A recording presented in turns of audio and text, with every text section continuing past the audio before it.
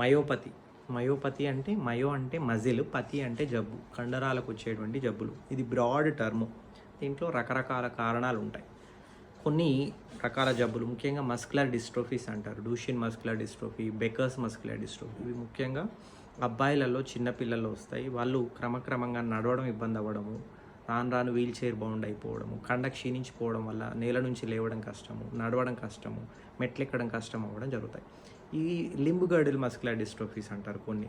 అంటే ఈ కండరాలు ముఖ్యంగా దండ చేతులు, తర్వాత తొడలు, ఇక్కడ ఉండేటువంటి కండరాలు, బల్క్ కండరాలు ఎక్కడ ఉంటాయో అక్కడ ఉండేటువంటి కండరాల ప్రోటీను డ్యామేజ్ అయిపోతుంది. అంటే జన్యుపరమైన కారణాల వల్ల ఆ ప్రోటీన్ అనేది కరెక్ట్గా తయారవ్వకపోవడం వల్ల మనకు ఆ కండ డ్యామేజ్ అయిపోతుంది. క్రమక్రమంగా వాళ్ళు నడవడం ఇబ్బంది అయిపోవడం వల్ల వీల్ చైర్ బౌండ్ అవ్వడమో లేకపోతే బెడ్ బౌండ్ అవ్వడమో జరుగుతుంది. దీంట్లో కొన్ని జబ్బులు హార్ట్ ప్రాబ్లమ్స్ కూడా కాజ్ చేస్తాయి కాబట్టి హార్ట్లో కూడా ఇబ్బందులు వస్తాయి. కొన్నిట్లలో శ్వాసకి ఇబ్బంది కూడా రావచ్చు. కాబట్టి ఈ జబ్బులు అనేవి కూడా ఎక్కువగా ముఖ్యంగా కండరాల జబ్బులు ఆనువంశికంగా జన్యుపరంగా వచ్చాయి.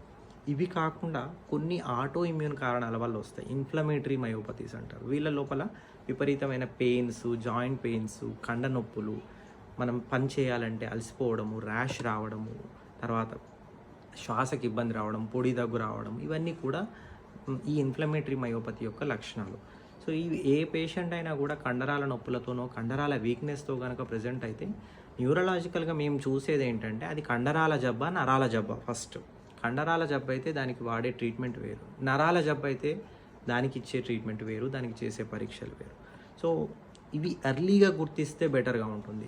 ముఖ్యంగా ఇన్ఫ్లమేటరీ మయోపతీస్ అనేవి ఎర్లీగా గుర్తిస్తే వాటికి ఇచ్చే మందుల ద్వారా పేషెంట్ పూర్తిగా నార్మల్ చేయవచ్చు. ఇప్పుడు మనం చాలామంది సెలబ్రిటీస్ను కూడా ఇన్ఫ్లమేటరీ మయోపతీస్తో చూసాం.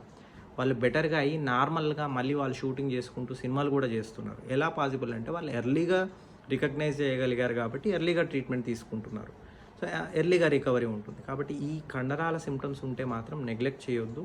వెంటనే మీ న్యూరాలజిస్ట్ని సంప్రదిస్తే ఇది ట్రీట్ చేయడం ఈజీ. Thank you.